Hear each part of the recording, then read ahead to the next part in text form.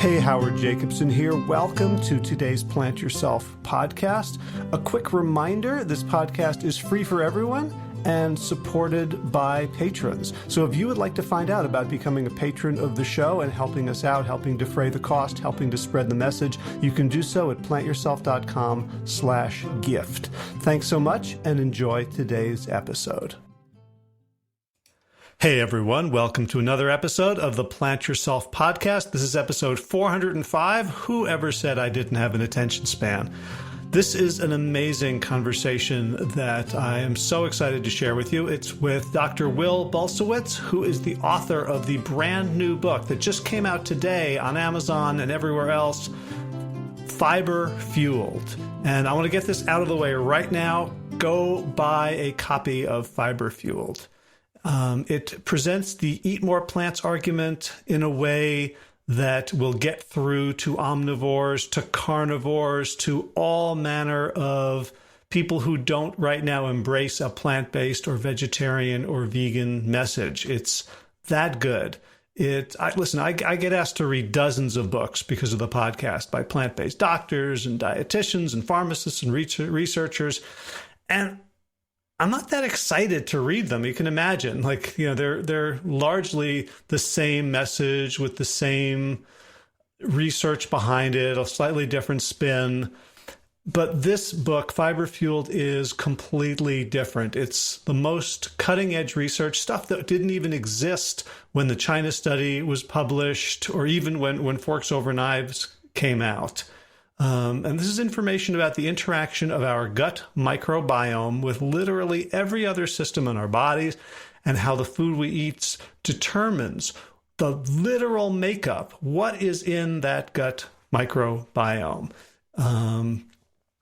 So our conversation went long. It's an hour and 20 minutes, so I'm not going to belabor it here. I'll just give you a couple of the important announcements, and then we'll get right to it. First of all, because of the pandemic, I have changed my pricing structure for the full year of laser coaching. If you're interested in getting coached by me and getting supported in changing your health habits, gosh, now more than ever, being healthy is important. It's not just a ticking time bomb for heart disease in 10 or 20 years or amputations due to diabetes or blindness in 5 or 10 or 15 years.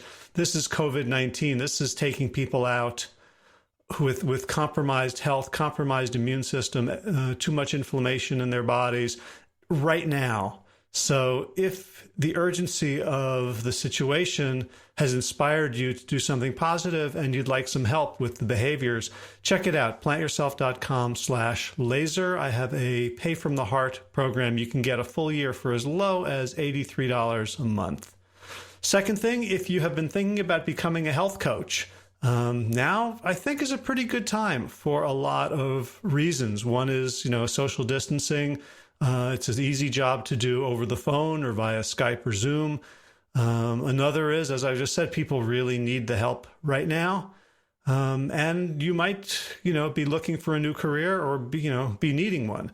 So for all those reasons, if you're interested, check out wellstartcoach.com and you can sign up for an enrollment interview. Do it quickly because the class starts on this coming Monday, May 18th, 2020. Finally, if you like the work of Plant Yourself and you are fortunate enough to have a funding source for your life and a little bit extra, and you'd like to send that my way, every little bit helps right now. You can do that at plantyourself.com/gift.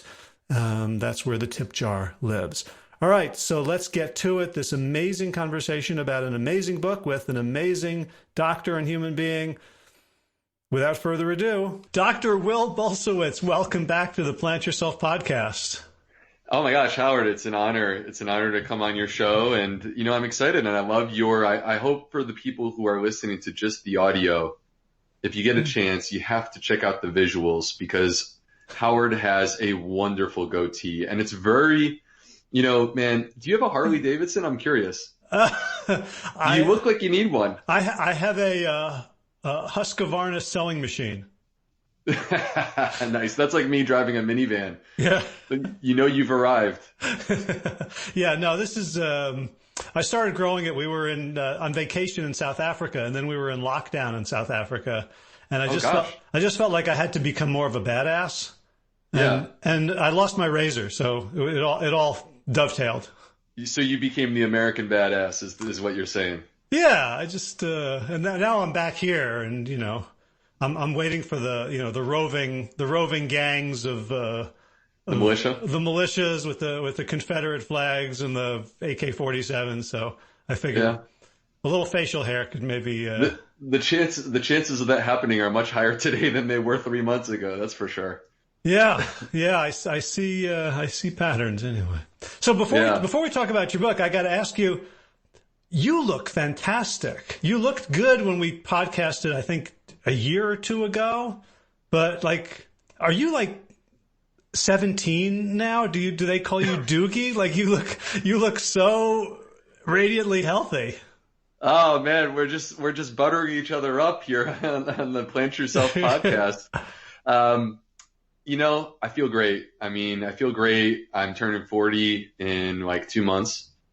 And I feel, and I wrote about this in the introduction of the book. I feel younger today than I did at 30. Mm-hmm. And I credit a plant-based diet. And, frankly, truly, Howard, I practice what I preach. And I'm doubling down here during the COVID-19 crisis. I'm doubling down on the concepts in my own book because I really actually think that that's the way that you can protect yourself. Yeah. So I'm just bringing my notes up because I took lots of notes to ask you about. So what I want to say about the book is this is the book that I will be recommending to everyone who wants to get started, and it's changed. I read it yesterday, in preparation for this conversation, and it has already changed my approach to helping people get healthier. So I can't tell you how many wonderful books I've read that all say essentially the same thing from a different perspective. So from the perspective of heart or cancer, or here's some recipes, but basically I get tired of reading books about plant-based health, right? Mm. And so I kind of was worried that this was going to be another one and we were just going to, and it was totally different. And so I'm really excited to get into that, with you. Yeah. So, because I'm honestly curious what you mean, what parts stood out as different to you. I guess we could talk about it through this conversation if you want, but yeah, well, that gets me excited. Well, so the first thing is you cut through a lot of confusion. There is so much, there's everybody in the plant-based world, all the doctors have sort of their different protocols. So you've got, McDougall, Furman, Esselstyn, Campbell, Barnard, and everyone's saying slightly different things. And people, get into camps. And so one thing that you said is here's the golden rule of eating. And it's not, 16 servings of steamed kale a day. And it's not, tons and tons of starches. And it's a deep, more fundamental prescription. Maybe mm-hmm. Let's start there. So tell us what the golden rule is. Well, Howard, from my perspective, I have grown so tired and frankly sympathetic towards the people who are fed these fad diets where for the last 20 years, what we've been told is that the solution is restriction. There are people who, I'll be honest, they are self-titled gut health experts, and they're never gastroenterologists. They're never formally trained. And they will say that the way to optimize your gut is if the food causes gas, bloating, or any sort of discomfort, then it must be inflammatory and you have to get rid of it. And I've grown so tired of this because, we are driving people insane. We are driving people insane with our laundry lists of forbidden foods, with our lists of, food monsters or ingredients that kill people. We're freaking everyone out over can I eat this? Can I not eat this? Is this going to kill me? The macros, the weighing the food, the calorie counting, it is getting absolutely ridiculous, and it's so unneeded. And the idea of restriction is a flawed idea because science is showing that that actually causes damage to the microbiome. The way that it works is this: your gut thrives on fiber. Fiber is found in plants. But fiber is not some generic entity. Fiber is biochemically unique. Whatever plant you pick up and hold in your hand, that plant has unique types of fiber. If it's black beans, there are certain types of fiber within the black bean. And those unique types of fiber feed specific bacteria that live in your microbiome. They are picky eaters. They don't all like the same food. Your microbes are picky. They like specific types of fiber from specific types of plants. So the point is this: we want our gut to be thriving and teeming with as much diversity as possible.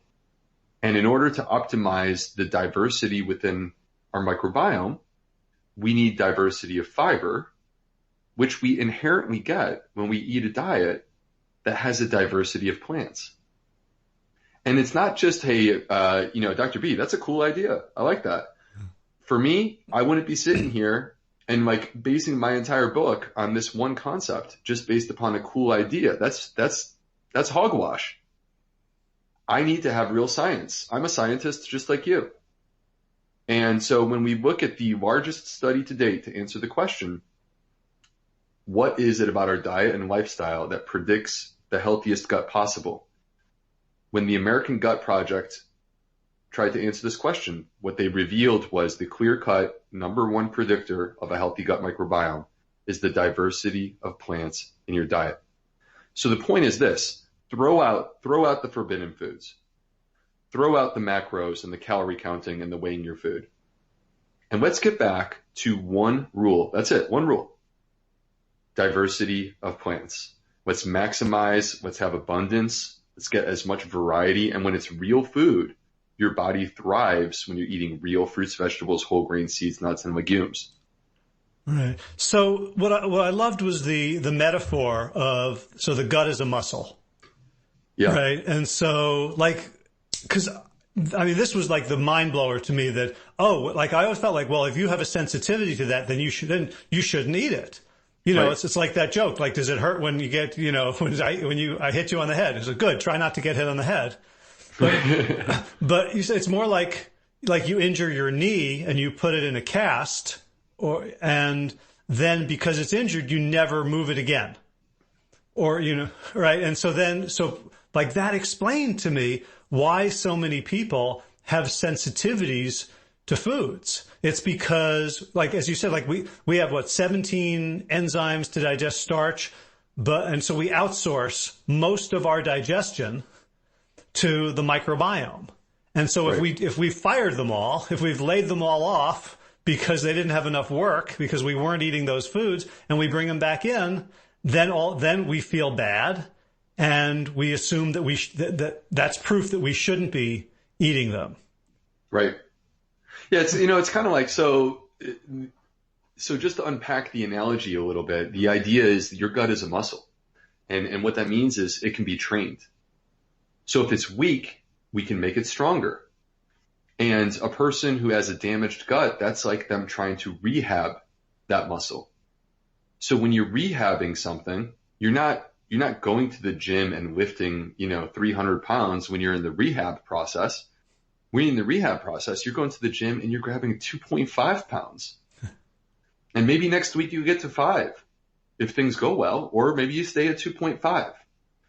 But the key is that people are not stuck or locked in with digestive disorders or food sensitivities for the rest of their life. They can get it back. Your gut adapts to the diet that you present to it. What that means is that if you cut beans out of your diet entirely, why would your gut be good at processing beans? So it gets weaker and weaker and weaker and worse at processing beans. And then one day you get tired of the paleo diet and you decide that you want to reintroduce the beans. And I'm just going to tell you right now, you're going to struggle in the beginning. And that's effectively, like you said, that is effectively the equivalent of not walking for 3 months and then deciding one day you want to stand up and start walking again. It's not going to be that easy, and your gut is going to adapt to whatever you present to it. And I kind of think of like this too. Let me extend the analogy even further, Howard. And I didn't actually put this into the book, but I think that it's relevant. I played sports when I was in high school, and in the fall it was soccer, and in the winter it was basketball. And I would be in great shape for soccer season. And then I would transition to basketball, and I would feel like the wind got knocked out of me for about 2 weeks. God, 5-on-5 full court is killer. I don't care what kind of shape you're in. Yeah. You're using different muscles, and it's a different game. Soccer is about long runs where you sustain and then you get to walk around a little bit. Basketball is about like spurts, like you go, stop, go, stop, go, stop. Yeah. And so I remember, it's different. I remember how miserable I felt when like the ball went in. Like, yeah. we're on offense. We've got the ball. Someone makes the shot, and I'm like, damn it. So, but I remember it would take me a couple of weeks to adapt to basketball because you're using different muscles and the same. So it's conceptually the same thing. When you exercise, you build up endurance and strength for the specific stuff that you've been doing. And just because you build up endurance and strength doesn't mean that you can just switch over and do something radically different immediately. You need to start to adapt when you start to introduce something new. And so that's true with our diet too. If we start to change our diet, we need to be prepared to adapt our diet and ease our body into it. Right. And so the first mind-blowing thing was we can learn how to eat foods that have been bothering us. The second was we should. Like as you said, because of this diversity, there's the more diverse our plant-based diet, the more diverse our microbiome, and the more protective it is. 100%. So, your gut is an ecosystem. Now that sounds weird to say that because it's like, to the people listening at home, you're like, gosh, it's like inside of me right now, right? Your gut is an ecosystem to the same degree as the Amazon rainforest. If you go into the Amazon rainforest, and I'll be honest, like I don't like snakes. They terrify me. I had a bad snake incident when I was like 3. I was going to the bathroom in a stream with my dad. We were outside and I was going to the bathroom and a snake came after me. Ooh. And then I started having nightmares. Yeah. I was 3 years old. So anyway, I don't like snakes. I don't like mosquitoes. But if you go into the Amazon rainforest and you get rid of all the snakes and the mosquitoes, you're going to leave a hole in the ecosystem that you probably are not going to be able to fill in. We need the diversity within the ecosystem. And the same rule that's true for the Amazon rainforest is true for your gut too. You want as many different species as possible because each species plays a role in supporting your bodily function. You want them all on board. And that's where having a wide variety, diversity of plants helps to support and sustain all of them. All right. So you begin the book by just introducing the microbiome, and you and I had already had a conversation about gut health and microbiome, but I learned a lot from the book that I did not know, or maybe I'd forgotten. So I have some notes here that I want you to talk about. So one of the notes I wrote, and I did this on my phone on a little app, so I didn't make them very loquacious. Diaper studies predict asthma. It is insane. Okay, so just to unpack this for the people who have never heard one of my podcasts before and have not listened to our first one. I mean, by all means, please feel free to go back and listen to the first one. But and you also, I saw you also did one with Rip for. I did, yeah, and it just came out. I didn't get a chance to listen to it, but he's a fantastic conversationalist, so I'm sure that one's worthwhile too. Yeah. And so, the fascinating thing about our gut microbiome is that there are these bacteria that cover us from the top of our head to the tip of our toes, but they're concentrated within our colon, which is the large intestine. We have literally 38 trillion microbes living inside of our colon. That is 100 times the number of stars in the sky. And that's inside of each one of us. And So, and they live in there in harmony and balance, and they play a role in human health in a very powerful way. They are more than just digestion. They are connected to our immune system. 70% of our immune system lives in the gut. They're connected to our mood. 90% of serotonin, the happy hormone, is produced in the gut. Connected to our metabolism, to our hormonal balance, and even how we express our genetics. So in this particular study that you're asking me about, we're talking about the connection between our gut and our immune system. All right.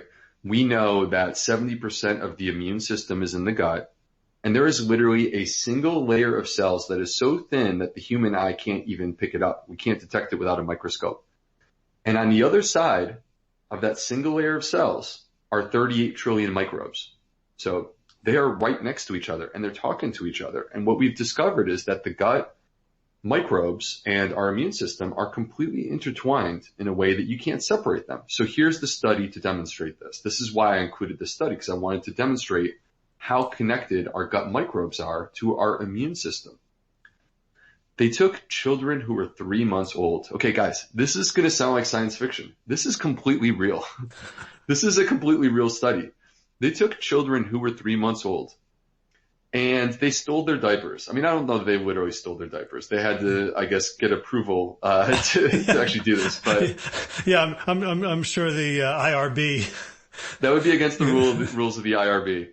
So or dumpster dive. They took stool specimens from 3-month-old children, and they analyzed the stool specimen to get a window into the gut microbiome.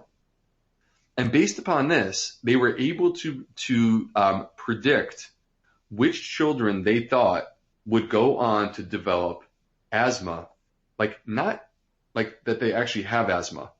They were able to identify who are the children who are going to develop asthma years from now. Looking at the stool of a 3-month-old child, they could predict who's going to develop asthma years from now. And then the question comes to mind, okay, so the gut, the microbes are different, okay? Basically what I've just told you is that the microbes in a child who's going to develop asthma years from now, they're different. But is it the microbes? Is it the microbes that actually cause the problem? Right. So it might just be correlation. There's some other cause, and the people who have asthma also tend to have this microbial signature because of something else. Maybe the asthma causes the microbial signature, right? So, the question is causation. And so they took stool specimens from the children who they predicted would develop asthma years later. Again, they don't have asthma right now. They're predicting that they're going to do it years later. And they took these stool specimens and put it into germ-free mice. And when they did this, the germ-free mice developed asthma. That's unbelievable. Yeah. Yeah. What does mouse asthma look like? It was just like it became clear that it was harder to breathe, or like. Well, so in medicine we'll call this reactive airway disease. Uh-huh. And asthma is an allergic phenomenon. All right, but it behaves very similar to emphysema or chronic obstructive pulmonary disease. Okay. Where a person, you can tell someone has asthma or chronic obstructive pulmonary disease because they are wheezing like crazy, and many times you don't even need your stethoscope. You just hear them wheezing. Okay. Right. So with these mice, the same would be true, is that there are certain findings that with a stethoscope in a mouse, you could basically hear. And then there's a test that you could do in either humans or in animals. There's tests that you can do to test how much the airways are reacting. Mm-hmm. Okay. And that tells you that there's asthma present. Gotcha. So the link here is with an immune system that's either like overreactive. So like with an allergy, right? This is bad when it isn't.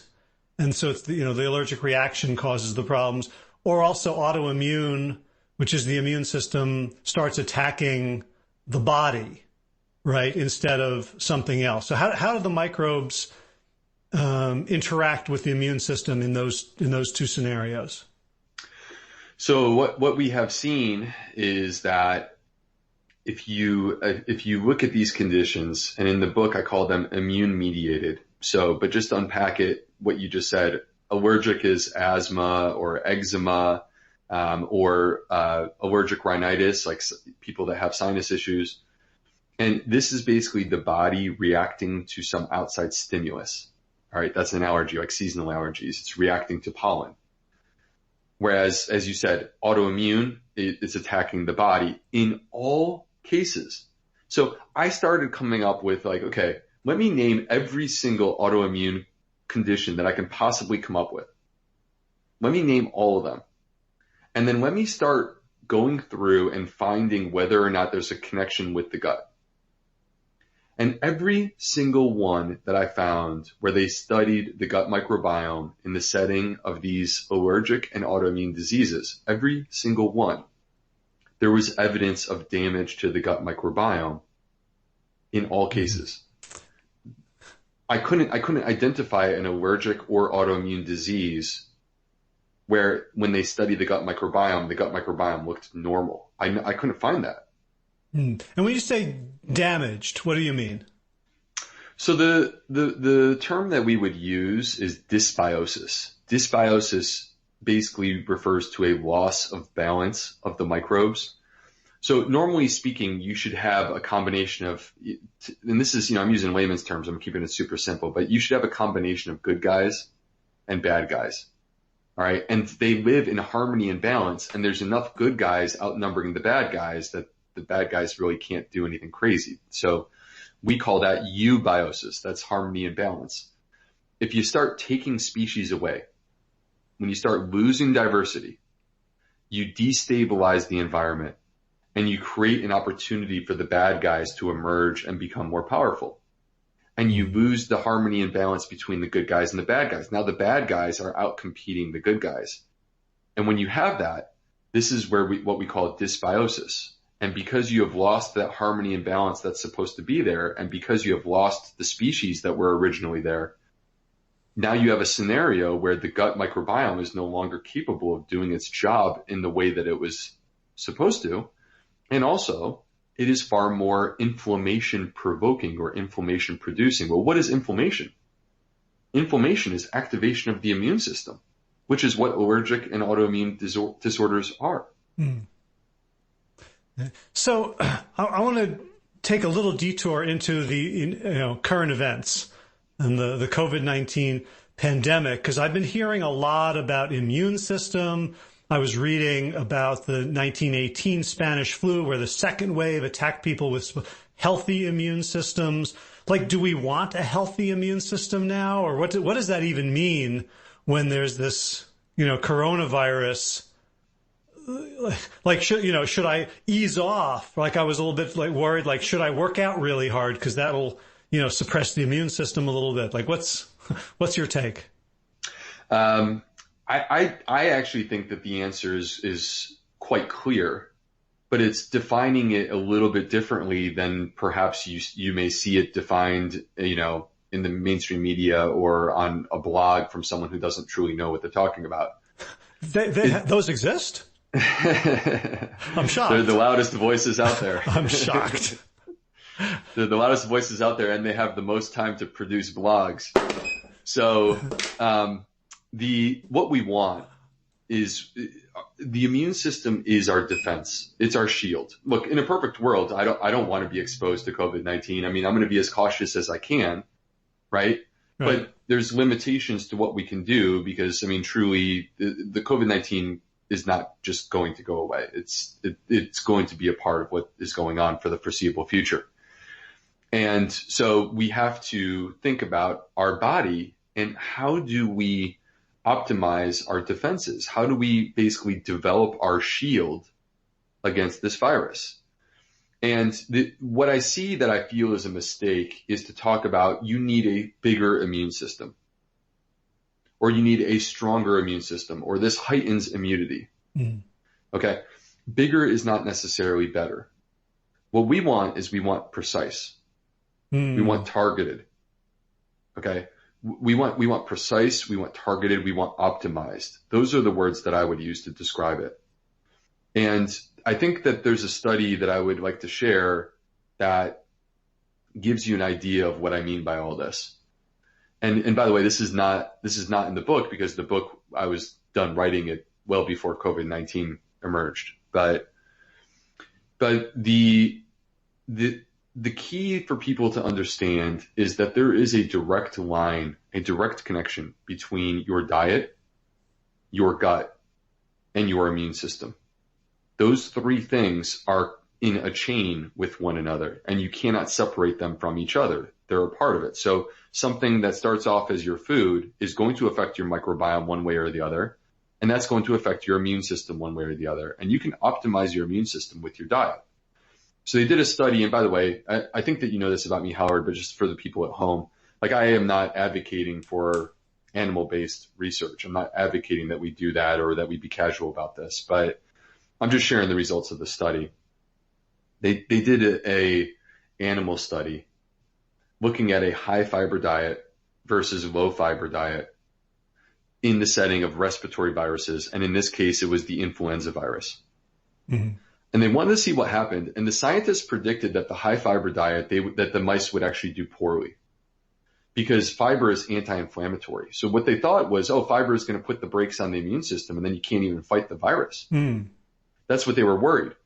So nonetheless, they've moved forward with the study. This is why you have to do the research, and you can't just have ideas. So they moved forward, and what they found shocked them. It was the opposite. It was the polar opposite. The mice that got the high fiber diet lived longer with less symptoms, and they actually measured respiratory function. They actually measured how well their lungs were doing, and they had better lungs. And so the scientists were so perplexed that they went back to the drawing board and said, well, why did that happen? We need to understand. And the answer to the question is this. This is the sequence of events that was unfolding. This is what they discovered. Fiber feeds the microbiome. The microbiome thrives and grows stronger when you feed it fiber, and then it takes that fiber and transforms it into short-chain fatty acids.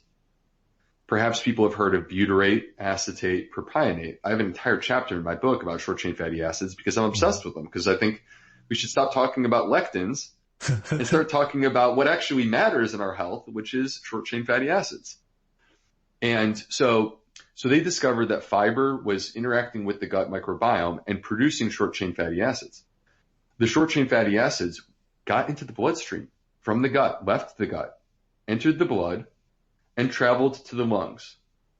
And in the lungs, the short-chain fatty acids recruited the CD8 cells.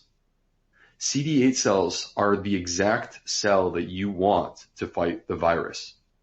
You are getting the right soldiers on the battlefield. Mm-hmm. But the rest of it that's key is we don't want more immune system. We want optimized and precise and targeted. So now we are targeted, but we also want to be precise and not overshoot and overdo it. Right. In other words, we don't want a carpet bomb. We don't want a carpet bomb. We don't want to just pull out all our bombs at once and just go nuclear. Okay? Because nuclear, what that means is you are overactivating the immune system. And for the people at home who haven't heard about this, most of the people who die of COVID-19, most of them, not all, but most of them are dying of respiratory failure with a condition called acute respiratory distress syndrome, ARDS.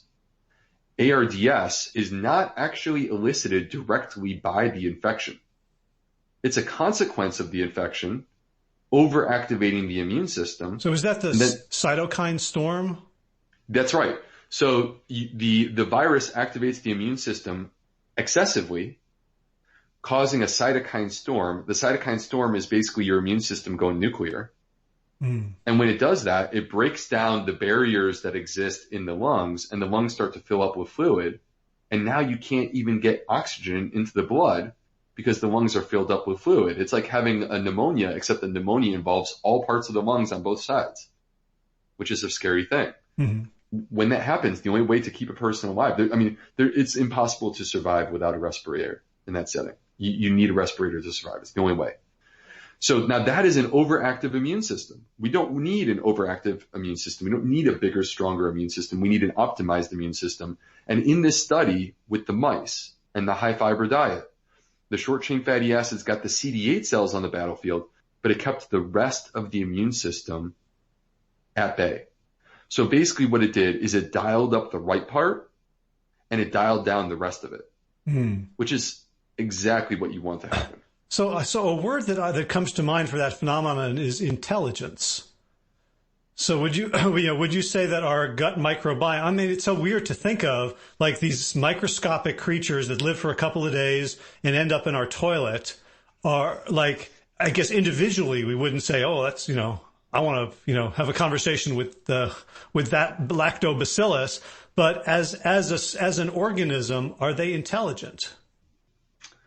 They are not intelligent, but they are dynamic. They are constantly changing. And the key is that they are a part of human evolution from day one.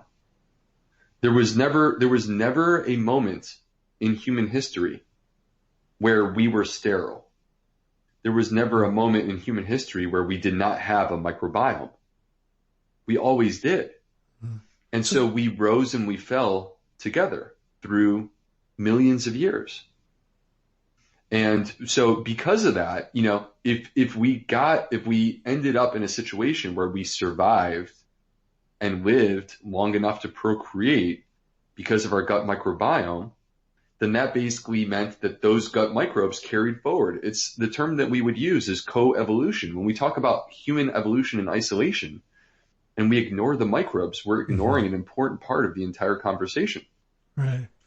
Well, I want to push back a little bit though, because I'm really rooting for them to be intelligent. So let me make my case that, so there's in sort of philosophy, there's this idea of emergent phenomena where, so basically this sack of meat and bones has consciousness and we don't know where it lives. We can't point to the place in the body where consciousness lives or what generates it, but it somehow has emerged. And I'm wondering whether, the microbiome, like you talk about the Hasda, who have different microbiomes in the fall and the spring, or the fall and, the fall and the winter based on the food that's available. Would you say like the microbiome as part of our, I guess, superorganism? Like we think of our brains as being the intelligent part, but I can tell you as a health coach, our brains are the dumbest part of us most of the time. Like if you knock someone out, their body almost always does the most right, appropriate thing. Yeah. Right? When we're sleeping, but when we're awake, we eat shit. We, not literally, we do all sorts of self-destructive behaviors and we think that that's us. But there's another, like the microbiome also has a lot of opinions. And can, if it's the right microbiome, it seems to send us in the right direction. Like you talked about, like the microbiome can actually change our behavior. Yeah, well, there's early studies that suggest that our gut microbiome controls our cravings, that our gut microbiome is, it's almost sensational to talk about, but I can't, these are real studies, that our microbiome produces pheromones, which are sex, scents, like it's what you use to attract a partner. That would make sense from an evolutionary perspective, wouldn't it? Like like we're not dogs sniffing each other's assholes, but you want to find out if somebody else is healthy, right? Well, and that was one of my favorite parts of my book is the part where I talked about why do we kiss? Why do we kiss? And the answer why is because they've now shown that you are exchanging microbes with the person, and basically you're checking compatibility with the person. That's our way of doing it. That's amazing. I mean, yeah. It's so much better than, Tinder profiles, right? I think, to answer your question, is the microbiome smart? Okay. On an individual basis, these microbes they're single cellular. So it's hard for me to make a compelling argument that they are on an individual basis smart, right? Right. And I wasn't arguing that either. but when you take them as a conglomerate, when you take them en masse, and there's 39 trillion of them, they are truly an organ. They are an organ that is dynamic, that is adaptable, that is powerful within our body. And, we can call it smart because it works the way that it's supposed to, or you can call that highly evolved, whichever you feel more comfortable with. I think we're talking about the same thing. But basically what it is it reacts in the right way to try to promote our survival when possible. And, I think to your point, by the way, Howard, I want to say that, I don't know that I'm on necessarily a religious show here. And I'm here and I'm talking about, millions of years of human evolution, but let me just be frank and say that as a doctor, I believe it was Nietzsche who said that, basically science creates the absence of God because you don't need to believe in God when science has an explanation. Mm-hmm. Right. So I understand what he was saying, but that was like the 19th century. And I honestly think the more that I learn, the more that I realize how perfectly made we are. And that makes me believe in a God. Because I'm just like, how is this so perfect? It just makes sense. The way the body works just makes sense. And it's like you said, on so many levels. Yeah. It reminds me of a story I heard long ago. There's a story about a Native American storyteller telling the story about why the trees lose their leaves. And he's talking about, all the little critters who needed help, and Creator looked down and said, oh, well, which of the trees wants to lose their, to protect the little ones in the winter. And so, elm and maple and oak, elm and maple agree right away. And so they get the, Creator gifts them the most beautiful fall colors. And then oak does it later, so it gets less, And so then there's a skeptic listening. It says, no, that's not it. It's, let me explain about photosynthesis and all that. And it goes through the entire scientific explanation, and the storyteller is beaming and says, see how hard Creator works to protect the little ones? Yeah, no, I mean, I think that, well, not to get philosophical, but I feel like when you and I get on these podcasts together, we always do anyway. So I feel like humans, we think that we're intelligent. Perhaps that's because among the, animals that live on this planet, we have the most intelligence. But it always seems like when we try to engineer stuff, we always mess it up. Nature is so much smarter than we are. And I feel like this COVID-19 crisis is proof of that. I feel like the damage that we're doing to our environment is proof of that. I feel like, our food system is proof of that. We try to engineer our food system, or we try to engineer our diet. Like, why don't we just go back to eating real food? Fruits, vegetables, whole grain, seeds, nuts, and legumes. Like, why is this so complicated? Yeah, it reminds me of a quote by my favorite comedian, Emo Phillips. I think it was something like, I used to think that the brain was the most wonderful organ in my body. Then I realized who was telling me this. There you go. Fair enough. Like that, we think that the project is command and control. Like, the more we control, and that's my beef with science, really, is that it's become science, like in the time of Darwin and even, Einstein, it was, let's explore what the world is. And it feels like now it's become a project of control and manipulation. And everywhere we do it, it's like you talked about the history of antibiotics. Like, there are these unintended consequences to messing with really robust, resilient, anti-fragile systems that, we think, oh, great, we've got rid of the bugs. Right now, great, we got rid of the snakes and the mosquitoes. Right. And the absence, the vacuum is never filled by what we think it's going to be filled by. Yeah, no, I think you're completely right. I think that we have this superiority complex. We think as humans that we are meant to dominate our environment. And that was one of the points of my book that I hope people pick up on as they read it, because it's sort of subtly woven in there in a couple of chapters, which is that, we are part of our environment. We are not the dominant creatures. We are not the king of the world. We are a part of this complex nature, and we're just a piece of the puzzle. We're just one piece, and we need to learn to accept that and have more respect for all the other pieces, because you can't really have a full, complete puzzle if we're destroying the other pieces. Right. And I didn't understand this about the microbiome until very recently, but I've been a gardener for a long time.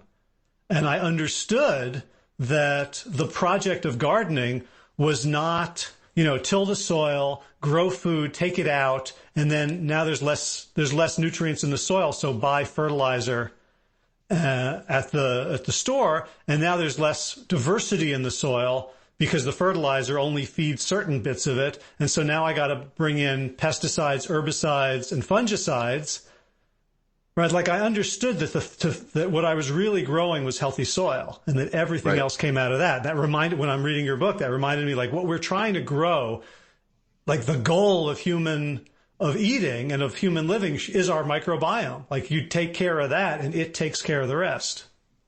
That's true, and it's just a part of the circle of life, which is that there's this circle where the soil has its own microbiome. I mean, so let me say this: all life on this planet, all life, whether animate or not, either has a microbiome or is a part of a microbiome. Okay, so the plant in your garden has a microbiome. One of the things that I discuss in the book is, like, take an apple, for example. The apple tree has a microbiome. The microbiome of the apple tree is helping to basically grow that fruit from, basically from seed to flower all the way to the full mature fruit. And it's adapting. And then you pluck that apple off. And studies are now showing us that apple has more species than we do as humans. And it has 100 million microbes. And the location of the microbes is, to me, quite fascinating. It's not where you would think they would be. People would think they'd be on the skin, on the surface. Believe it or not, they're actually predominantly in the core, which is the part that we throw out. Oh. So, but, all life either has a microbiome or is a part of a microbiome. Your soil has a microbiome. My concern with glyphosate, the herbicides, is that we're destroying the soil microbiome. When you destroy the soil microbiome, it can affect the plant microbiome. When you affect the plant microbiome, you are affecting our food system, and that affects our microbiome and our health. And it's part of this entire circle that is all running together. And this is where, I feel like we need to see, how we need to start to understand that we as humans need to fit into this larger system. And the challenge, Howard, is that we are putting a strain on this planet, because there are 7 billion of us right now. Okay. And if you go back to 1900, there were 2 billion. And in 1800, there were 1 billion. We have 7 times the amount of people that were around in 1800.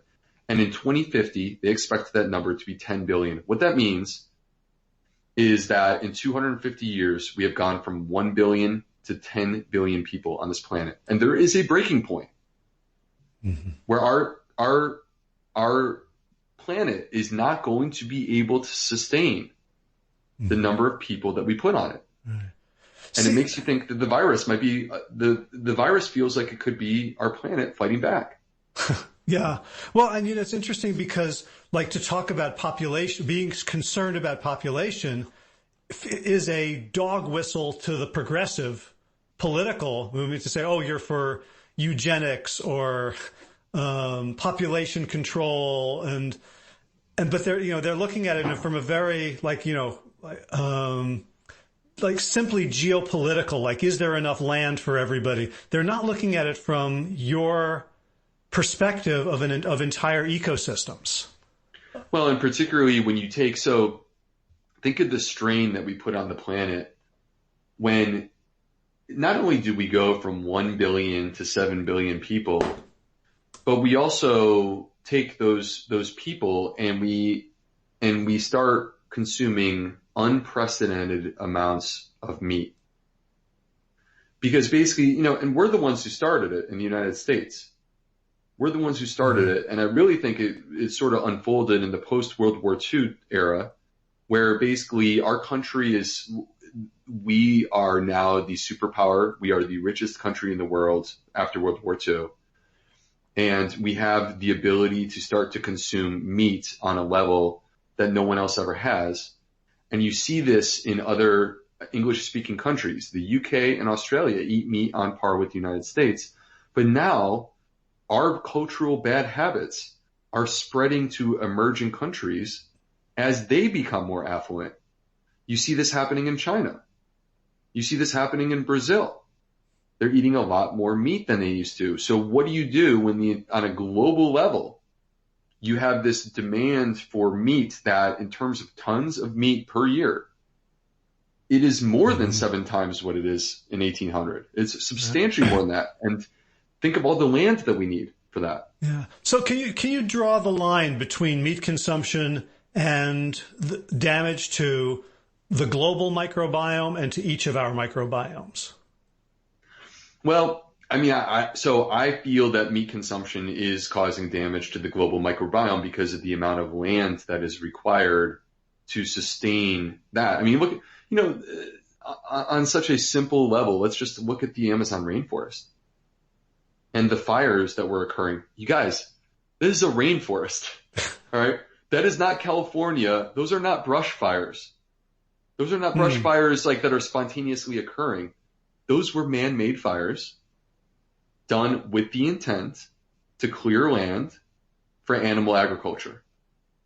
And it's not the first year that they've had fires, but the issue is that they have new leadership in Brazil that basically is trying to capitalize on the global demand for meat.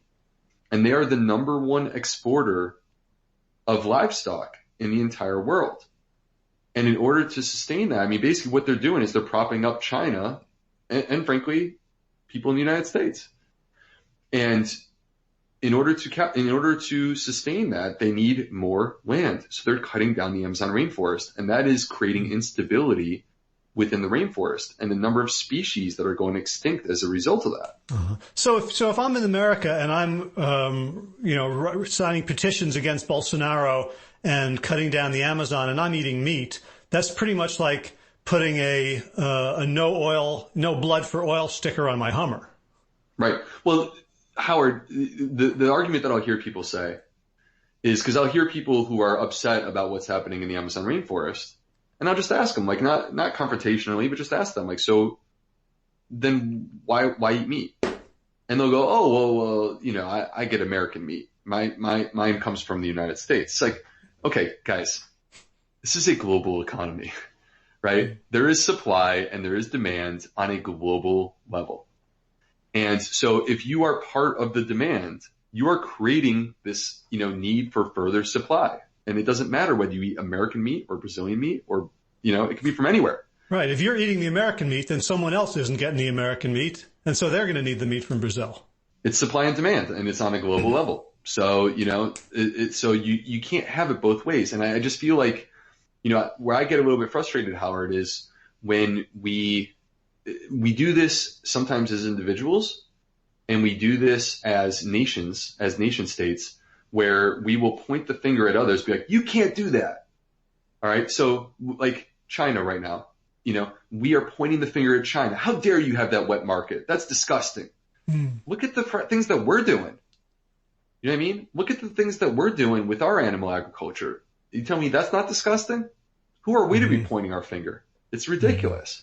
So how does American animal agriculture contribute to threats to microbiome, to diversity? Well, let's zoom in on the individual human microbiome for a moment. Right. Okay. And let's ignore this broader conversation about the environment and the effect on, our soil health and things of that variety. Let's just talk about what actually happens in your gut when you eat meat. There's a study that was done, it published in 2014, groundbreaking study. It was in the journal Nature, which is the top journal in the world, by Lawrence David and Peter Turnbull. And basically what they did is, you have to understand, we accept that our diet changes our microbiome now, Okay. But the reason why we accept that is because of this study that I'm about to tell you about. In 2014, this was not accepted knowledge yet. And what they did is they basically took people and they put them on polar opposite extreme diets. 5 days of a 100% whole food, plant-based, no oil diet. Okay. Then they would flip them over to the other side. 5 days of 100% animal products, meat, dairy, eggs, no veggies at all, none. And so they would do 5 days of each, and they checked their microbiome every single day to see what happened. All right. So number one, regardless of which diet you were on, your microbiome changed in less than 24 hours.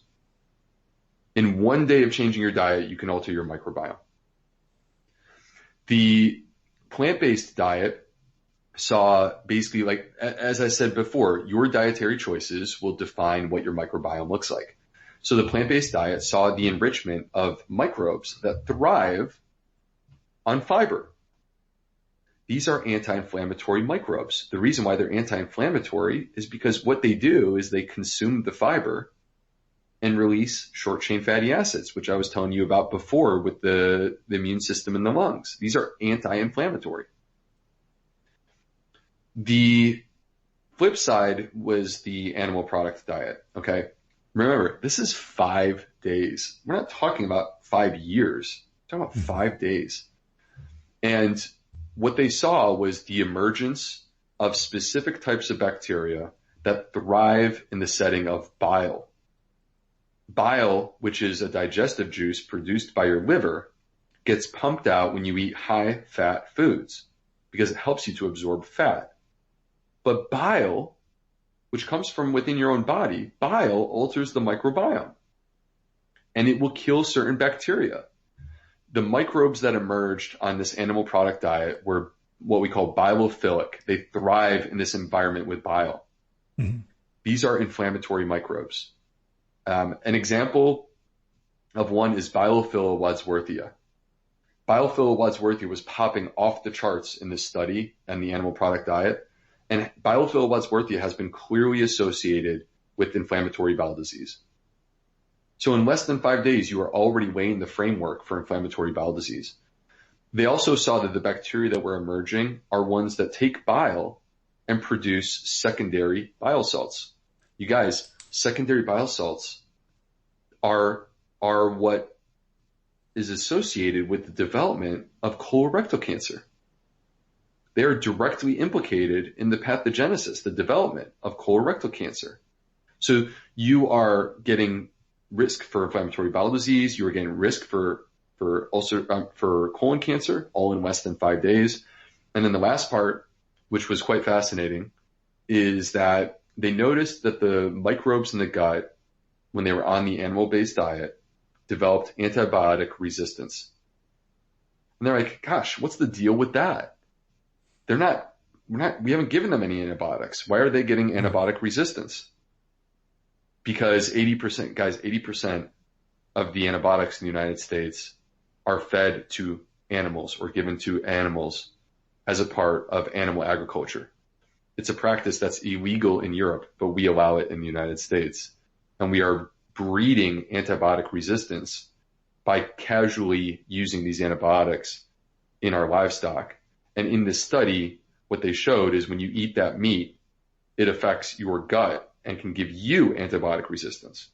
Meaning that when you then come across one of the bugs that's antibiotic resistant, that it will get you sick, and we don't have any more treatments for you, right? Exactly. We've had like a 70-year history of like a arms race against bacteria, right? With stronger and stronger antibiotics, and now we've run out. That's right. So the drug development pipeline for antibiotics has dried up substantially.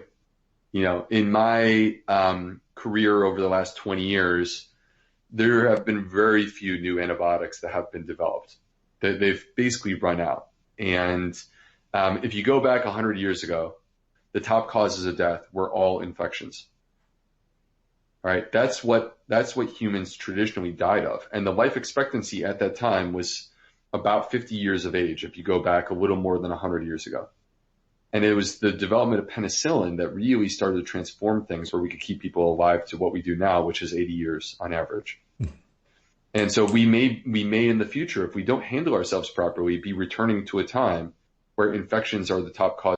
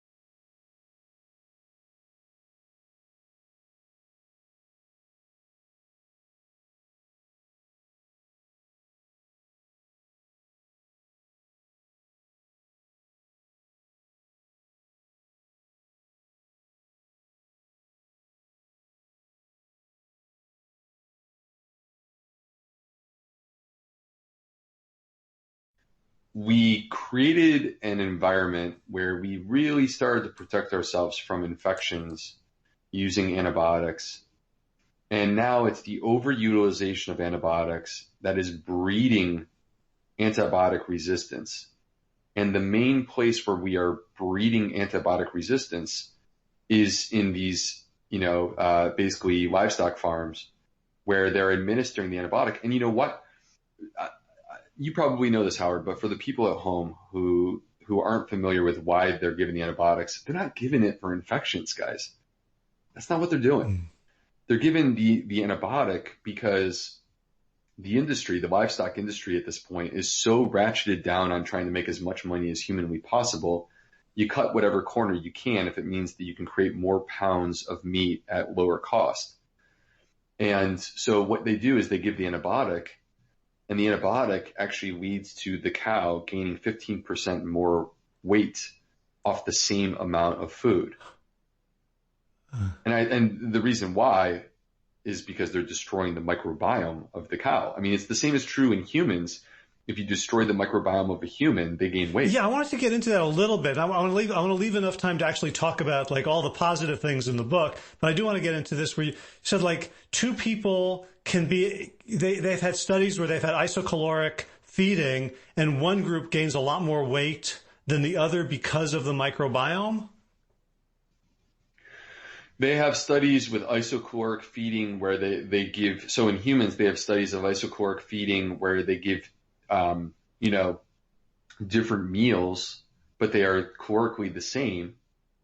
And, for example, there's one that's a bean study, all right, where they looked at the effect of beans, and what they saw, isocaloric, they're feeding the same number of calories to people, and the group that gets the beans loses more weight than the other group, even though they're eating the same number of calories. And the reason that happens, we believe, is due to the effect on the microbiome. The same is true. Another example of this with the beans. So, what we're talking about is the metabolic effects of our microbiome. There's another thing that's called the second meal effect. And the second meal effect is where if you give a person beans at lunch, you will actually improve their blood sugar control at dinner, like the next meal. And the reason why is because of the effect on the gut microbiome. The beans have a positive anti-inflammatory effect on the gut microbiome. So, when it comes to our weight, the concept is like this. I view it as it is like we are swimming with a current. All right. The person who can eat whatever they want and get away with it is the person who's swimming with the current at their back and it's pushing them, and it looks like they're like a speed racer, whether they're a good swimmer or not. Okay. And the person who struggles and fights, and we all know these people, and I'm sure some of these people are listening right now. The person who struggles and fights and tries to change their diet and does everything within their power to try to lose weight and they still can't do it. That's like a person who's swimming against the current, and you're just hacking away, trying to swim and keep up, and you still can't move, and you're getting exhausted in the process. And the reason that this happens, the current is driven by the microbiome. Your gut microbiome affects how you react to your food, and it will affect your weight balance. But the good news is, as we talked about in the very beginning, Howard, you have the ability to change your microbiome. All right. So let's get to that, because one like the other thing that really struck me about this book and what's going to change my practice is, so you talk about like you can eat ad libitum, you can eat as much as you want, you don't have to restrict, and you'll lose weight if you need to, get to an ideal weight, eating the fiber fueled way. Now I've heard other doctors talk about this, like, Dr. McDougall talks about it. And I've heard a lot of, especially women, but men as well, say that's not true. I ate whole food plant-based and I didn't lose the weight, or when I ate ad libitum and I had to restrict. So there's a difference between whole food plant-based and what you're talking about. So what I'm talking about is I'm talking about whole food, plant-based, no oil. Okay. And if you eat that way and you eat in abundance and in diversity. That's the thing, the diversity, because a lot of people who eat whole food, plant-based, I could have the same meal. And, you talked about like if all you ate was kale, like people think, kale is 1,000 on the Andy score, so kale is better than everything else. I think people are missing the importance of the diversity. I agree with you. And I actually go so far as to say in my book that I think diversity is far more important than fixation on superfoods. You can say, I need more kale. I need more kale. but the kale by itself is not going to be as good as if you had 5 different types of foods, even if no one considers them individually to be that great. Right. And I think you're also saying that diversity is more important than a fixation on 100% vegan. Well, diversity in the study, to be fair, okay, they looked at this in the American Gut Project study. So at the end of the day, as I've said, it's not my opinion, it's what the science says. In the American Gut Project study, the diversity of plants in your diet was a far stronger predictor of the health of your gut microbiome than whether or not you self-identified as being vegan.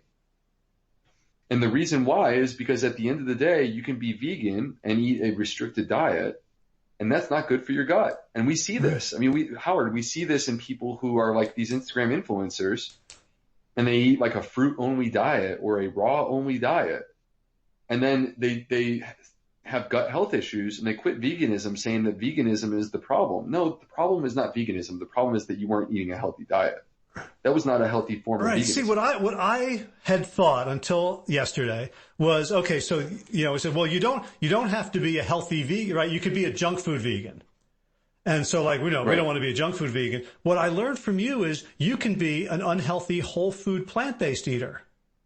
You could be if you ate the same food all the time. Which so many of us do. Right.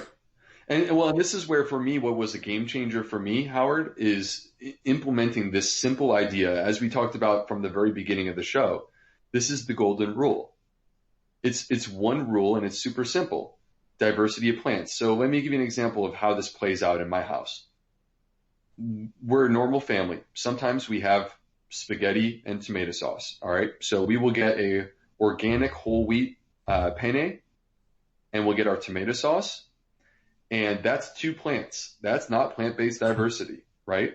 But it's not hard to throw garlic, onions, mushrooms, zucchini, maybe some greens, maybe some spinach or some kale. Throw that in your sauce and just let it simmer for 45 minutes. The house smells amazing. Your kids are salivating. They can't wait. And then when you serve it with some basil, some fresh parsley, and you just went from 2 up to 9 different plants, and it tastes delicious. Everyone in the family is happy, and guess who's the happiest? Your gut microbes, because you're feeding them. Right. And so you have the second half of the book really is the food plan.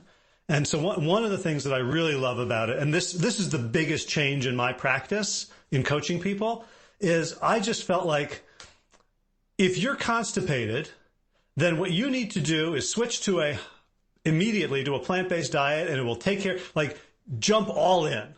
Behaviorally, I didn't believe that, because people need time, but if behavior was an issue, if you could just feed them, if you could put them somewhere and feed them, the ideal would be immediately switch to a whole food plant-based diet, because that'll give you the biggest bang for your buck and change you quickly. And you convinced me that that's not a good idea.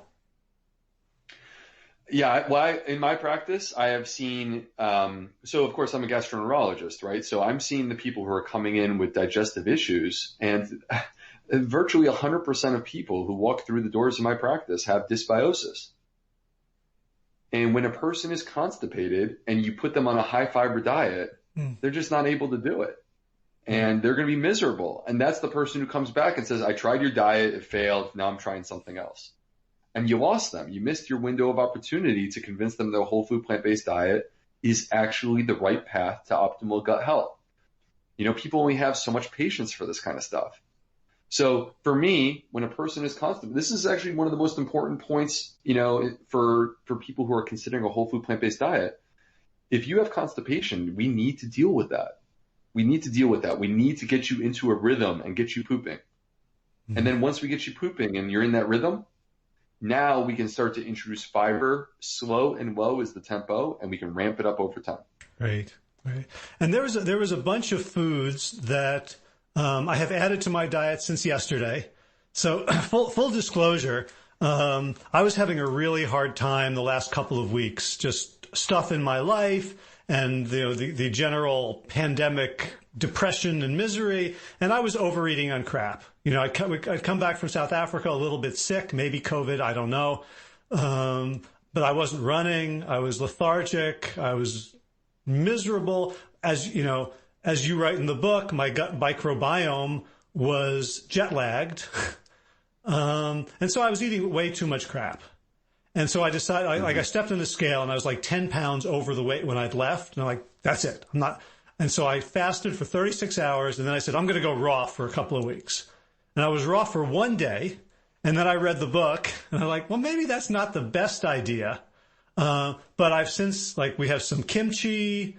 I found a recipe for sourdough to do the starter. Talk a little bit about some of your, not to say that these are superfoods, but pretty, easy, fun, delicious things to add that most people are neglecting.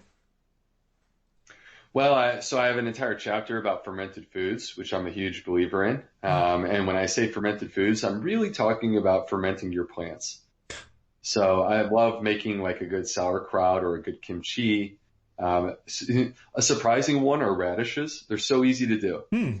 They're so easy to do. And the higher the fiber content of the food, the better it is when you ferment it.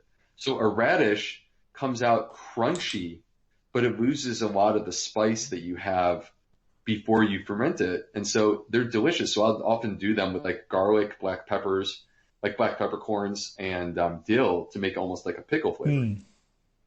And so anyway, I love fermented foods. I think they're a nice addition to a healthy diet. I also am a big fan of broccoli sprouts. If people aren't doing broccoli sprouts, you should be. They're so easy to grow in your own home. It takes 5 days. It is so easy to do. And it's kind of fun. And if you have kids, your kids will be super into it too. So it's one thing that I enjoy. That was the saddest part because I had done that like in 2015. And I bought this big bag from Johnny Selected Seeds, and I found the bag, and it's still half full, and they're all dead. So like 20 bucks. I got to reorder. Because you write about the link between the microbiome and cancer, right? And the sulforaphanes and the broccoli sprouts and all cruciferous, but specifically broccoli sprouts seems to be a really potent cancer fighter. Yeah, so we know that these cruciferous vegetables, I'll rattle them off real quick, like broccoli and cauliflower and Brussels sprouts, and kale and arugula. These cruciferous vegetables we know contain cancer-fighting phytochemicals called glucosinolates, and the glucosinolates need to be activated to create their isothiocyanates, which is the active form. Well, guess what? Your gut microbes do the activation. Your gut microbes are capable of doing the activation. And so there's this one isothiocyanate. It is a cancer crusher, probably the most powerful cancer fighting thing I've come across in all of nutrition, called sulforaphane. And you'll find it in broccoli. You'll find it as a result of consuming these cruciferous vegetables. But these broccoli sprouts have 100 times, up to 100 times more sulforaphane than adult mature broccoli, which I find to be fascinating. So in our house, we love broccoli sprouts. They are consumed literally on a daily basis. We will put them into a smoothie that is enjoyed by the entire family in the morning. And I also love to throw them into soup or put them on top of a salad. And, they're bitter. I've learned to embrace the bitter. But if you put them in a smoothie or if you put them in a soup, that really dulls the bitterness quite a bit. Nice. So I have to admit also there are a couple of foods that I have basically felt a little bit guilty about. Like there's a hierarchy of like purity, right? Like, and sort of in my mind, I know this is not necessarily true, but in my mind, like raw vegan was the ultimate. Like we're all like it's a religion and we're all trying to be holier. And, right. And I see this at like vegan gatherings where the doctors will, not even being consciously aware of it, will sort of like try to be more strict than the next one. And so, like I said, I went raw until I read the book and I'm like, oh, I need some, we have a beautiful thing of beans and brown rice that my wife made, but I wasn't going to have it. And she makes her own tofu. And there was one of those like, oh, that'd be great, but I'm not going to have it because raw is better. But raw isn't better, is it? It is different, and there's not necessarily superiority. Mm-hmm. So, let's take collards, for example. Okay. You could eat the collards raw, or you could steam or saute the collards. There was a study done by a guy, Peter Turnbull. I mentioned his name a little bit earlier. Peter Turnbull did a study that I actually added.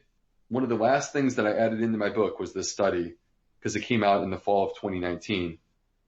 And it basically, what he showed is when you cook the food, you change the fiber. And that results in a difference in the microbiome. Every unique type of fiber will feed unique types of microbes. And so when you have collards and you steam or you cook them, you are transforming the fiber. So actually the superior idea is, rather than saying one is better than the other, the superior idea is to have a little bit of both, because then you're getting more diversity of plants in your diet. Beautiful.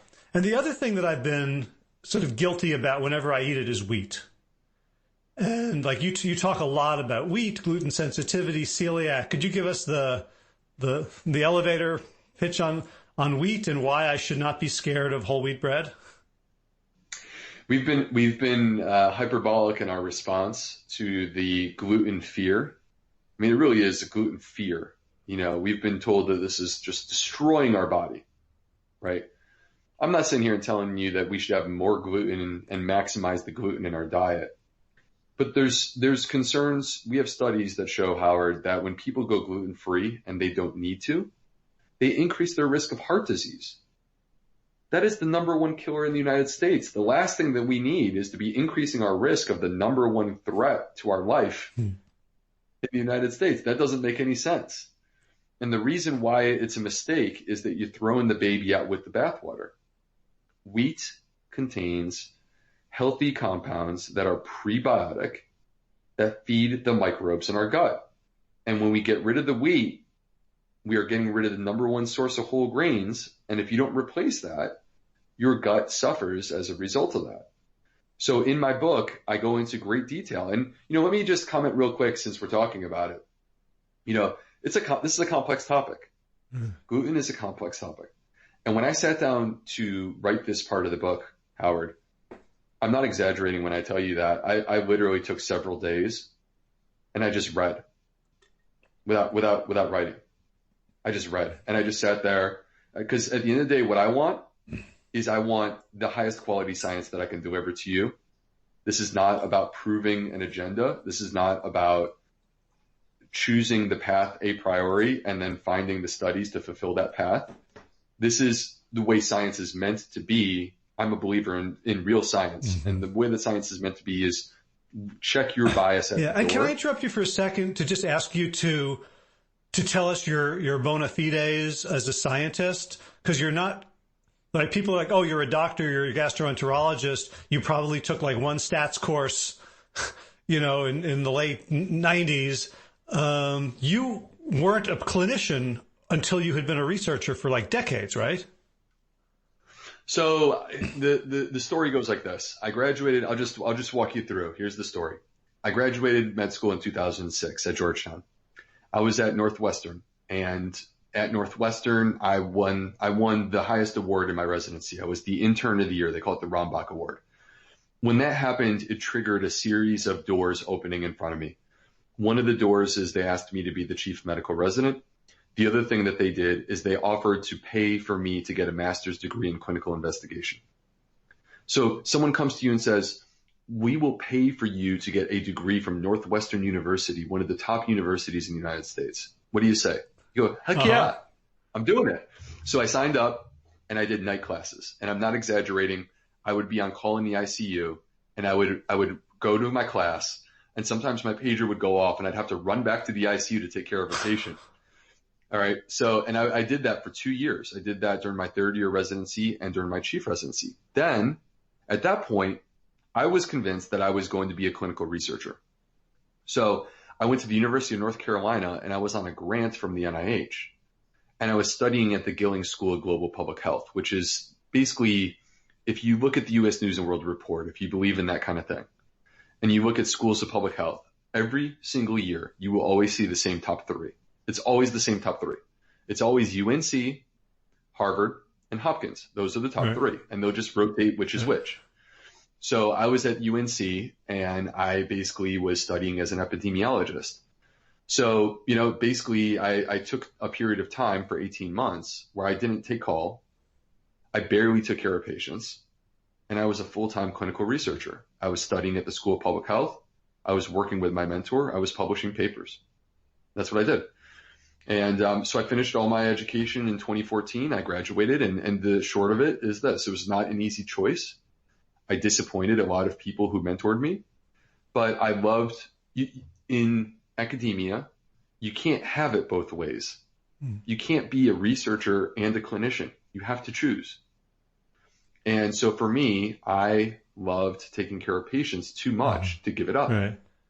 And so I decided to follow that. And you've also, embodied the idea of diversity, right? You have you have a research background and a clinical background, and I'm sure you've learned things from both that you couldn't have learned from either by themselves. Well, the research background, I feel, empowers me where when I'm writing this book, I reviewed over 1,000 studies to write this book. And there are more than 600 references, which, by the way, anyone who wants my references, you can have them right now completely for free. Go to theplantfedgut.com. And you don't have to buy the book. Just you go ahead and download the references, theplantfedgut.com. So I feel like my research background helped me because it allowed me to become the interpreter. And when it comes to complex topics like gluten, I became the interpreter. I'm reading this. There's a high level of complexity, and I'm coming out and I'm going to break it down and I'm going to show you what's actually going on. So, right. So anyway, back to, I forget what we were on. You had to go, huh? Okay. I have so many more questions, and they will have to wait, or maybe Rip ask them, and I'll go find out there. But tell us a little bit more about the book. I guess I'm going to be releasing this on the 12th, right? The day that your book comes out. Well, I'll tell you what, Howard, you just let me know when you want to record and do more questions. I'm more than happy to do it. If your community, or we could do it live with your community if you ever want to do that. Oh, Whatever you want to do, you just let me know. Yeah. Well, that'd be fun. If you want to do it next week when you, like the week of the, that you release the podcast, I'm happy to do that. And we could do live Q&A with your community. Fiber Fueled, guys, is now, it's out on May 12th, which it sounds like is the day that this podcast is out. That's the name of the book. Fiber Fueled is available through all the major book retailers, Amazon, Barnes & Noble. Hold it up for the people watching. Yeah. My personal favorite is, so you can buy it wherever you prefer. I am grateful no matter where you buy it from. But the one thing I will say is, because it's COVID-19, I love it when people buy it from their local bookstore. Nice. Because we should keep them, if you're going to buy a book, buy it from the local guy. Amazon is richer than they've ever been right now. Your local bookstore is on the verge of going out of business, and someday you're going to want to mosey on into that bookstore and have a cup of coffee and read a book, and you got to support them if you want that to be the case. Yeah, and you want your local bookstore owner and employees to be able to buy from you too. Exactly. Right. Goes both ways. Beautiful. I love that. So, Will Bulsiewicz, thank you so much. As I said, this book has changed how I approach helping people get healthy. I think it's going to be the book that people are going to give to other people. I mean, we've had wonderful plant-based science books for 2 decades now, and yours is based on such new, exciting science that it kind of explains things that other books kind of glossed over because we just didn't know. So it's a triumph. It is such a beautiful addition to the genre, and it's going to help a lot of people. So thank you so much for the work you put in and for taking the time today. It's my pleasure, Howard. It's my pleasure, man. I appreciate you saying all that. It means a lot, and I hope people enjoy the book. And when you read the book, reach out to me and let me know what you think, because I love hearing from people. Awesome. Also, I just want to say it's a hilarious book. Like it's just full of dad jokes. It's so sweet. It's sweet and funny. Nice. And a great read, and everyone should just get it. All right. Have you ordered your copy yet? I hope so. I hope this goes to #1 on Amazon. I hope it takes the world by storm. And again, big thanks to Dr. B for the incredible amount of work he's done in the last 2 years to put this baby out into the world. I'm so honored that I was one of the first podcasts to share his work, and that I'm one of a number, including some very, very big and important ones. So here's hoping this message goes more viral than the virus. All right, if you enjoyed this episode of the Plant Yourself podcast and you'd like to support the mission of the show, the easiest way to do that is to subscribe and leave a review on iTunes. Just takes a few minutes and doesn't cost anything. I want to read you a couple of reviews that I've gotten recently. So Psektuper, or Psektupr from the United Kingdom, writes, "Wrong, stupid, and dangerous." Gives me 1 star. And the comment is, "Yet another sarcopenic vegan promoting malnutrition and starvation. Avoid." Thank you.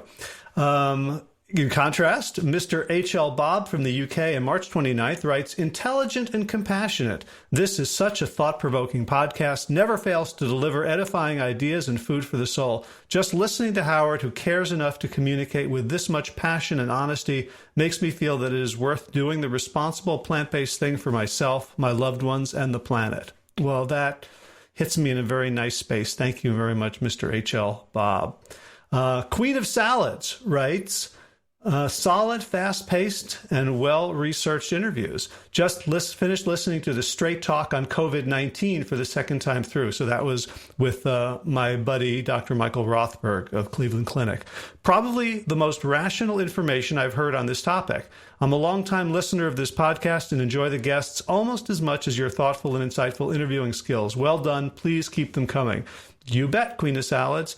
And from yesterday, an extraordinary podcast, says RGB11 from the United States. "I can't recommend this podcast highly enough. The guests on the show are extraordinary, and the topics could not be of more importance and urgency. If you have any interest in living a more just, healthy, compassionate, and sustainable life, give this a listen." Thank you all, especially the one who wrote about the sarcopenic vegan promoting malnutrition and starvation. That made my day. Okay. And as I mentioned before, another way to support the show is to support me financially so that I can keep doing it. These are challenging times for a lot of us, and so I'm ramping up requests for tips.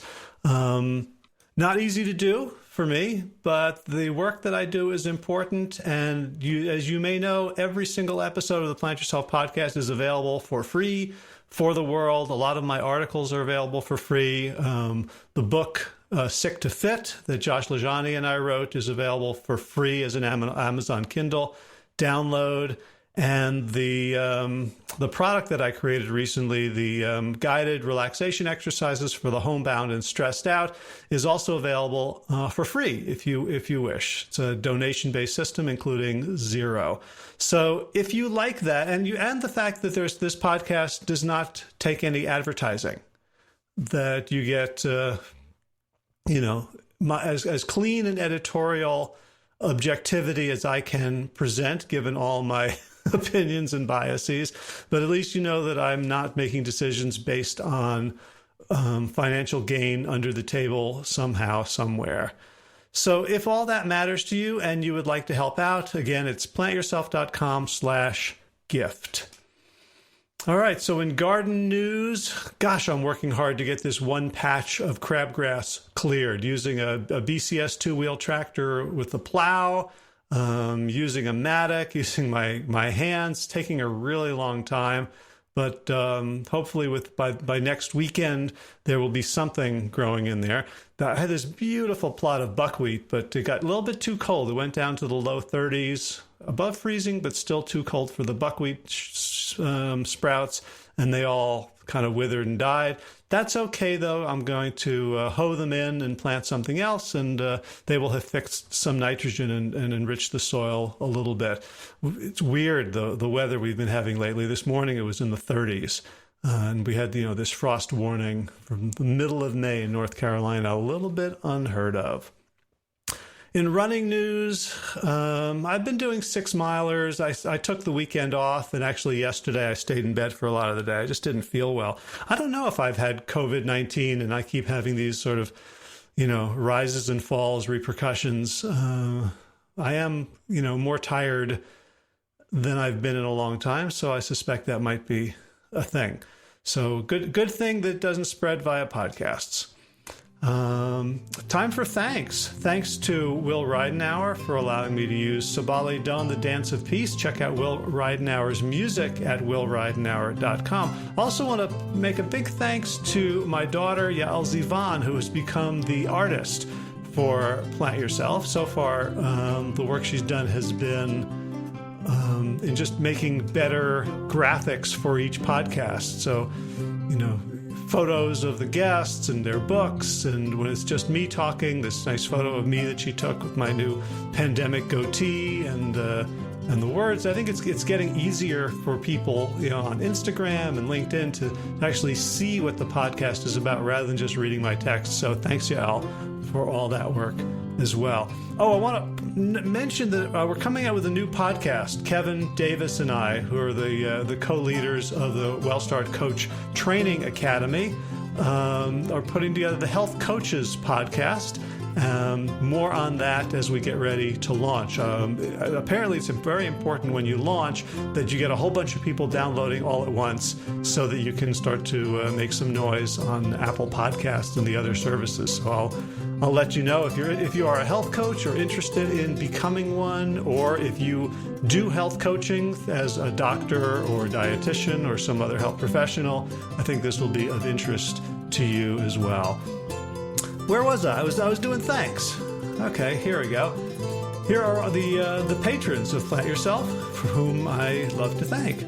Kim Harrison, Lynn McClellan, Anthony Disson, Brittany Porter, Dominic Morrow, Barbara Whitney, Tammy Black, Amy Good, Amanda Hatherley, Mary Jane Wheeler, Ellen Kennelly, Melissa Cobb, Rachel Behrens, Christine Nielsen, Tina Scharf, Tina Ahern, Jen Volkanovsky, David Bizek, The Mysterious, Michelle X, Elsbeth Feldman, Leah Stoller, Alan Christensen, Colleen Peck, Michelle Landry, Josina, Sarah Durkis, Rhymes and Circus, Kelly Cameron, Wayne Pedersen, Janet Selby, Kara Adams, Tom Franzik, Jeanette Benham, Gila Lacerte, David Donahue, Blair Cyber, Dorona Vizov, Gio and Carolyn Argentati, Jody Friesner, Ruth Ann Thunderbrook, Misha Rosen, Michael Warbeck, The Equally Mysterious, Tracy Z, Aviva Lel, Alicia Lemus, Rebecca Hughes, Val Linneman, Rhymes with Cinnamon, Nick Harper, Malcolm Bergner, Susan Ahmad, Vala Levine, The Inscrutable, Harry R., Susan Laverty, The Panda Vegan, Craig Kovic, Adam Scharf, Karen Burry, Heather Morgan, Kelly Machia, Dean Norton, Bonnie Lynch of Plant Happy Oregon, Sabina Kurtzels, Nigel Davies, Marion Blum, Teresa Copel, Julian Watkins, Britt O'Connell, Shannon Hirschman, Linda Ayat, Home Hedegaard, Susan Wakani, Hayne Laren, Aaron Greer, Alicia Davis, Heather O'Connor. Carolyn Jensen, Sherry Orlikowski of Plant Powered for Health, Karen Smith, Scott Morani, Karen Joe Crabtree, Tanya Lewis, Kirby Burton, Teresa Carell, Kevin McCauley, Lilith Rothschild, and Jesse, Cheryl Dwyer, Jenny Hazelton, Valerie Peltier, Peter W. Evans, Colleen Harrison, Justine Divitt, Joshua Sommermeyer, Dennis Bird, Darby Kelly, Lori Fanny, Linnea Lundquist, Valerie Hummel, Emily Iaconelli, Levy Wallach, Rosamund McAtee, Dan Picorni, Stephen Lehman, Patty DiMartino, Mike and Donna Carts, Deanne Bishop, Bill Burrell, Gunter Schmidt, Marjorie Lewis, Kelly Moulton, Tricia Adams, Ian Kramer, Nancy Sheldon.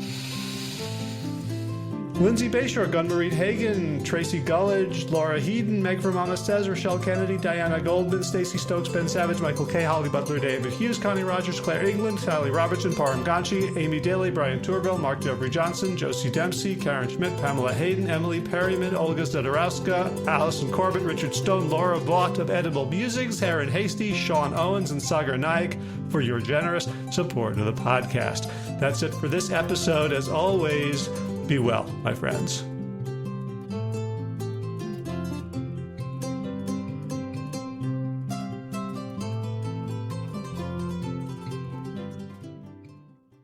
All right, time for thanks. Thanks to Will Ridenhour for allowing me to use his beautiful song, Sabali Dawn, the Dance of Peace. You can find more of Will's music at his website, willridenhour.com. And of course, thanks to all of you Plant Yourself podcast patrons. Kim Harrison, Lynn McClellan, Anthony Disson, Brittany Porter, Dominic Maurer, Barbara Whitney, Tammy Black, Amy Good, Amanda Hatherley, Mary Jane Wheeler, Ellen Kennelly, Missa Cobb, Rachel Behrens, Christine Nielsen, Tina Scharf, Tina Ahern, Jennifer Volkanovsky, David Bizek, The Mysterious, Michelle X, Elspeth Feldman, Leah Stoller, Alan Christensen, Colleen Peck, Michelle Landry, Josina, Sarah Durkis, Rhymes with Circus, Kelly Cameron, Wayne Pedersen, Janet Selby, hi Janet, Claire Adams, Tom Franzak, Jeanette Benham, Gil Lacerte, David Donahue, Blair Cyber, Dorona Vizov, Gio and Carolyn Argentati, Jody Friesner, Ruth Ann Thunderberg, Misha Rosen, Michael Warbeck, The Equally Mysterious, Tracy Z, Aviva Lael, Alicia Lemus, Rebecca Hughes, Val Linneman, Rhymes with Cinnamon, Nick Harper, Martha Bergner, Susan Ahmad, Nolly Levine, The Inscrutable, Harry R., Susan Laverty, The Panda Vegan, Craig Kovic, Adam Scharf, Karen Burry, Heather Morgan, Kelly Machia, Deanne Norton, Bonnie Lynch of Plant Happy Oregon, Sabina Kurtzels, Nigel Davies, Marion Blum, Teresa Copel, Julian Watkins, Britt O'Connell, Shannon Hirschman, Linda Ayat, Holm Hedegaard, Izitu Zinwa, Connie Hainline, Aaron Greer, Alicia Davis, Heather O'Connor, Carolyn Jensen, Sherry Orlikoski of Plant Powered for Health, Karen Smith, Scott Morani, Karen Jo Crabtree, Tanya Lewis, Kirby Burton, Teresa Carell, Kevin McCauley, Elizabeth Rothschild, Ann Jesse, Cheryl Dwyer, Jenny Hazelton, Valerie Peltier, Peter W. Evans, Colleen Harrison, Justin Divich, Joshua Summermeyer, Dennis Bird, Darby Kelly, Lori Fanny, Linnea Lundquist, Valerie Hummel, Emily Iaconelli, Levy Wallach, Rosamund McAtee, Dan Picorni, Stephen Lehman, Patty DiMartino, Mike and Donna Kartz, Deanne Bishop, Bill Brielf, Gunter Schmidt, Marjorie Lewis, Kelly Molden, Trish Adams, Ian Kramer, Nancy Sheldon, Lindsay Bayshore, Gunmarie Hagen, Tracy Gullitz, Laura Heaton, Meg from Mama Says, Rochelle Kennedy, Diana Goldman, Stacey Stokes, Ben Savage, Michael Kay, Holly Butler, David Hughes, Connie Rogers, Claire England, Sally Robertson, Paran Ganshi, Amy Daly, Brian Tourville, Mark Jeffrey Johnson, Josie Dempsey, Karen Schmidt, Pamela Hayden, Emily Perryman, Olga Sidorowska, Allison Corbett, Richard Stone, Lauren Vaught of Edible Musings, Aaron Hasty, Sean Owen, Sagar Nayak, Erica Piedra, Danielle Roberts, and Michael Lushton for your generous support of the podcast. That's it for now. As always, be well, my friends.